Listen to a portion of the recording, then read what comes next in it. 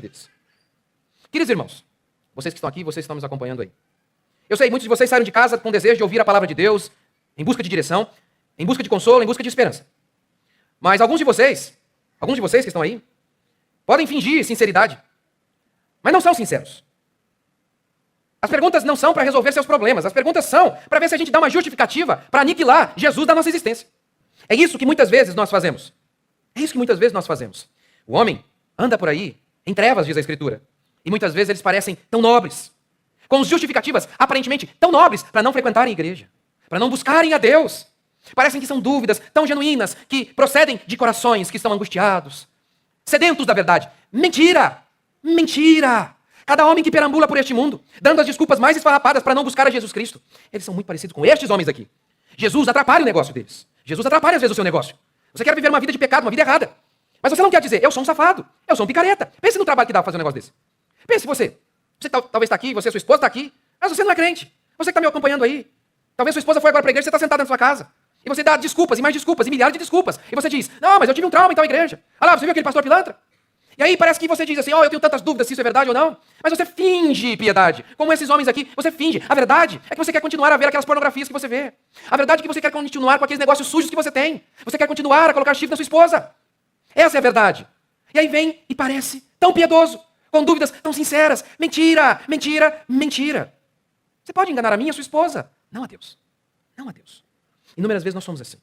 Parecemos tão piedosos, com dúvidas tão sinceras, mas essas dúvidas escondem um coração maligno e depravado que quer de tudo, por todos os meios possíveis, dar uma boa justificativa para prender Jesus, para matar Jesus, para aniquilá-lo da nossa existência. As desculpas mais esfarrapadas, as perguntas aparentemente mais piedosas que escondem um coração que ama o pecado e que quer se perpetuar em seus erros, mas quer dar uma bela desculpa. Porque, vamos dizer a verdade, fala a verdade.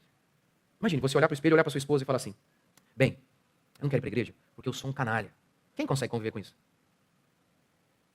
Eu sou um safado. Quando você vai para a igreja, eu fico vendo que não presta aqui em casa. E tem outra coisa. Sabe a vizinha lá? Já saí com ela. Então, eu não aguento ir para a igreja. Por isso. É pesado isso. Esses homens eram terríveis. Esses homens eram malignos. Esses homens que vestiram a veste da piedade, que pareciam tão justos, escondiam um coração que queria Jesus morto. O mesmo se dá com você. O mesmo se dá com alguns de vocês que estão me ouvindo aqui agora. Que parecem ter perguntas tão piedosas, mas no fundo esconde um coração que insiste em amar o pecado. Insiste em tentar prender Jesus. Mas eu quero dizer para você uma coisa. Jesus colocou todos de joelhos. Todos esses homens ficaram calados. E eu creio e tenho certeza que ele fará isso hoje mais uma vez. Calar os nossos argumentos safados.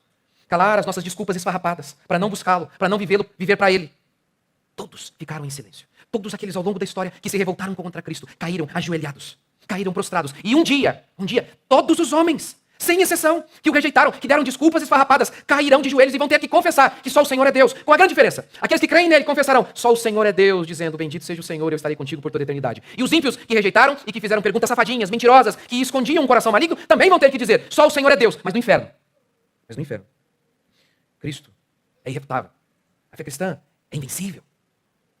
Vamos deixar que o próprio Cristo nos mostre isso. Primeiro, dê a César o que é de César. Parecia que eles pensavam, não há saída para Jesus. Com essa pergunta, devemos pagar impostos a César ou não? Não haverá saída para Jesus. É o que eles pensavam. Nós o vencemos. Para você entender isso aqui, você precisa entender todo o contexto histórico. Os judeus não se davam com os gentios. Em João 18:28, por exemplo, os sacerdotes, tramando a morte de Jesus, entraram em contato com as autoridades romanas que dominavam Israel naquela época. Somente por meio deles eles poderiam matar. Afinal de contas, os romanos eram a força civil, política, eram a força operante naquele momento. E os sacerdotes foram até eles. Mas diz o texto em João 18:28 que eles não entraram no pretório, que era aquele lugar pagão, que era aquele lugar dos gentios. Ou melhor, pagão não, gentio. Era aquele lugar gentio, dos gentios. Não entraram lá. E diz o texto por quê? Para não se contaminarem. Não se contaminarem. Para eles os gentios eram impuros. Tudo que dizia respeito aos gentios era impuro. Paulo, diz o texto bíblico, que pregava para os judeus. E quando Paulo disse que ele havia sido enviado para pregar aos gentios, o texto bíblico afirma assim, ouviram-no até aí. Quando eles ouviram Paulo dizendo que gentio podia ser salvo, quiseram matar Paulo. Esse é o contexto. Agora, esses gentios, que os judeus veem como condenados, como impuros, que eles não podem nem mesmo se aproximar deles e ter contato com eles lá no pretório, para não se contaminarem. Esse tipo de gente, e era assim que o judeu via. Agora, esses idólatras, esses ímpios, governam Israel. São seus chefes. Judas, da Galileia, um judeu proeminente, disse o seguinte, A tributação, o imposto, não é melhor que a franca escravidão. Preferimos até ser escravos do que ter que pagar imposto para esses caras. Essa era uma ideia corrente. Os judeus pensavam o seguinte: imposto pagamos ao templo. Somos uma nação teocrática, ou seja, Deus governa sobre nós. Pagamos impostos a Deus, somos livres. Pagar impostos a César. Havia vários grupos assim, que pensavam exatamente assim. Pagar imposto a César é a decretação da nossa escravidão, de que somos submissos a um povo ímpio, a um povo gentil. Afirmar então, vamos pagar impostos, seria colocar de lado uma boa parte de um poder político presente em Israel. Eles sabiam disso. Quando fizeram a pergunta, sabiam disso. Se Jesus falar, não vamos pagar imposto, Jesus vai agradar um monte de gente. Mas se ele falar, vamos pagar imposto, ele vai desagradar muita gente. Eles sabiam que era um tipo de resposta que, não importava qual fosse, iria provocar divisão, iria provocar perda no cenário político. Por outro lado, se eles respondessem, se Jesus respondesse, não vamos pagar imposto, na hora eles iriam decretar prisão dele. É o que eles queriam, que é o que a gente lê aqui, ó.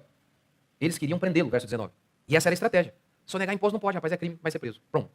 E aí diz o texto que Jesus deu a resposta certa. Não porque ele quisesse fugir da pergunta, mas porque era a resposta verdadeira. Ele pega a moeda e fala, o que tem aí?